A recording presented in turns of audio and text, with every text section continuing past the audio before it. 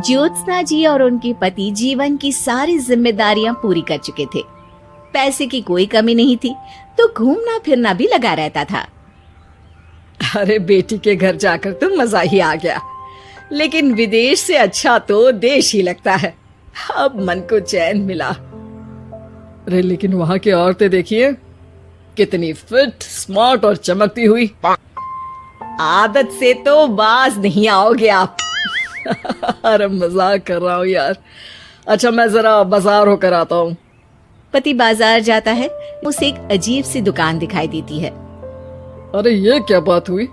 अंदर आओ 50 के, बाहर निकलो 40 के। हम आपकी 10 साल उम्र कम करते हैं। अरे ऐसा क्या करते हैं भला? जरा अंदर जाकर ही देख लेता हूँ। अंदर एक सुंदर सी लड़की खड़ी होती है। सुंदरी जी, ये क्या दुकान है? जरा जादू हम पर भी तो चला दीजिए।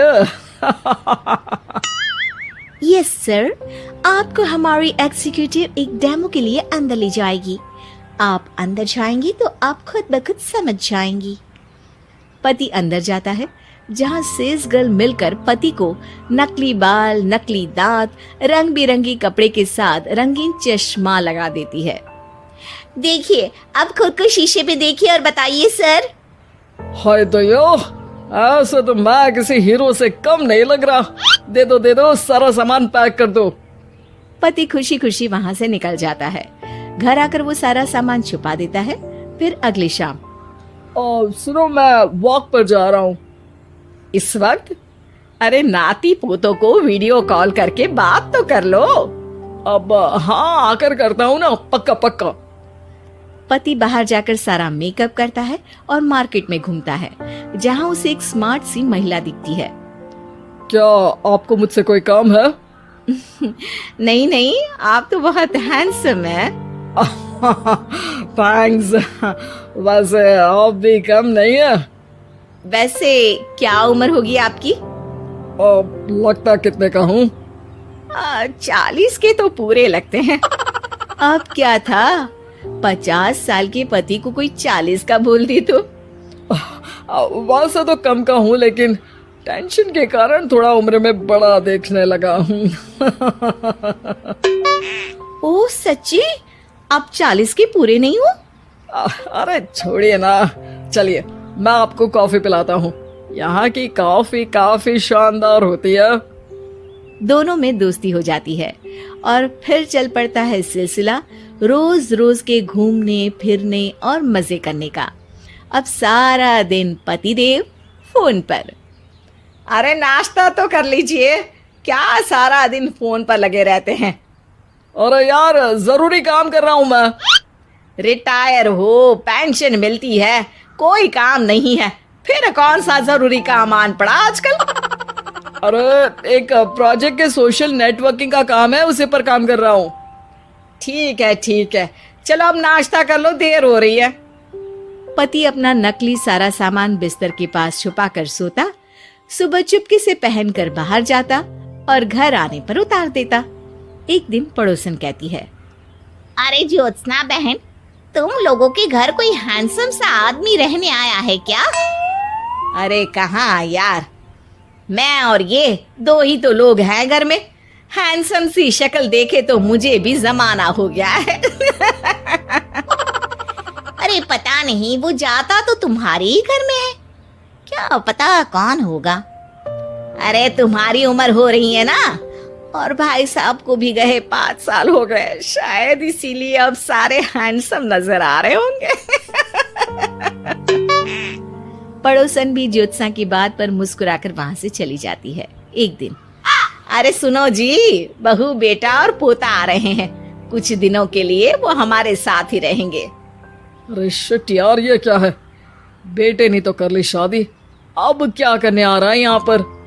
अरे कैसे बात कर रहे हो जी, इस उम्र में तो माता पिता तरसते हैं कि बच्चे आकर साथ रहे, लेकिन आप है कि। अरे ठीक है ना, लेकिन अब देखो सभी व्यस्त हैं अपनी जिंदगी में, ये लोग आएंगे रहेंगे, कितनी डिस्टर्ब हो जाएगी लाइफ। कैसी बात कर रहे हो? अरे जैसे बहुत हैपनिंग है ना तुम्हारी लाइफ, तो जो बच्चों के आने से डिस्टर्ब हो जाएगी। अरे दिन काटने मुश्किल होते हैं, बच्चे आ जाएंगे तो थोड़ा दिन रात पता तो चलेगा। ओफो, ठीक है ठीक है, लेकिन बोल देना कि ना कोई मेरे कमरे में आए, ना मेरी लाइफ पे दखल दे कि मैं कहाँ जा रहा हूँ, क्या कर रहा हूँ, समझी? खैर, वो दिन भी आ जाता है जब बहू, बेटा और पोता उन लोगों के घर आते हैं। एक दिन, माँ जी, आज मेड नहीं आई है तो मैं आप लोगों के कमरे में झाड़ू लगा देती हूँ।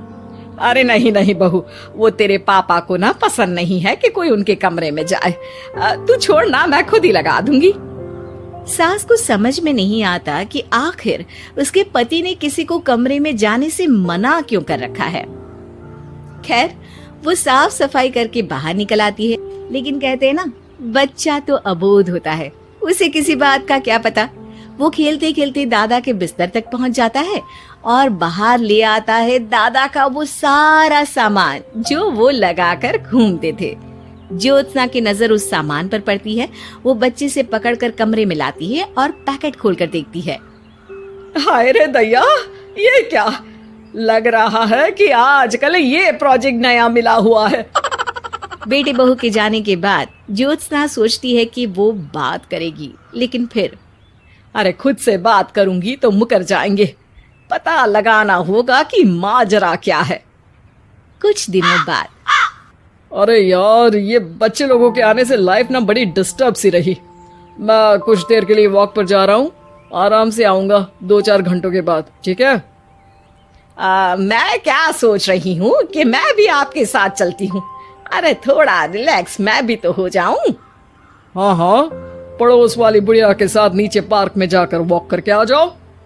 अच्छा जी, तुम कार से लॉन्ग ड्राइव के मजे लो और मैं पड़ोस की बुढ़िया के साथ।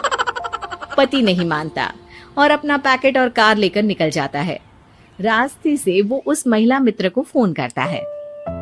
हाय ब्यूटीफुल, मैं कुछ दिनों के लिए आउट ऑफ कंट्री था, आज आ गया तो सोचा तुमसे मिल लूं। हाँ हाँ, क्यों नहीं, क्लब में आ जाओ। पति क्लब में पहुंचता है, सारा नकली सामान चिपका भी लेता है, लेकिन उसे पता नहीं होता कि ज्योत्सना ने सबका गोंद निकाल दिया है। ओ बेबी, मैंने आपको बहुत मिस किया। मैंने भी। लेकिन वो जैसे ही हंसता है, उसके नकली बाल गिरकर हाथ में आ जाते हैं, जिससे उसका सर गंजा दिखता है। ओ ये क्या? तभी उसका दांत भी हाथ में आ जाता है और ज्योत्सना के पति का सारा बुढ़ापा उसकी दोस्त के सामने आ जाता है। हे भगवान, अंकल जी, कौन है आप? कैसी बात कर रही हो अंकल? मैं तो तुम्हारा दोस्त हूँ। अरे पर हो तो अंकल ही ना। नकली दांत, नकली बाल और क्या क्या नकली है। पति को गुस्सा आ जाता है। वो महिला के बाल पकड़कर खींचता है, जिसके बाद उसका बाल भी उसके हाथ में आ जाता है और महिला के सारे पके बाल सामने आ जाते हैं। ओह, तो तुम भी उसी दुकान से हो? जाओ 50 की निकलो 40 के। हाँ, बढ़िया आई मुझे अंकल कहने वाली। लेकिन ये समझ में नहीं आ रहा कि मेरे बाल और दांत बाहर कैसे आ गए। तभी वहां ज्योत्सना आ जाती है। जी, मेरी वजह से। चलिए इन आंटी जी को नमस्ते कहिए, फिर घर चलते हैं और वहां मैं बनाऊंगी आपको 40 का।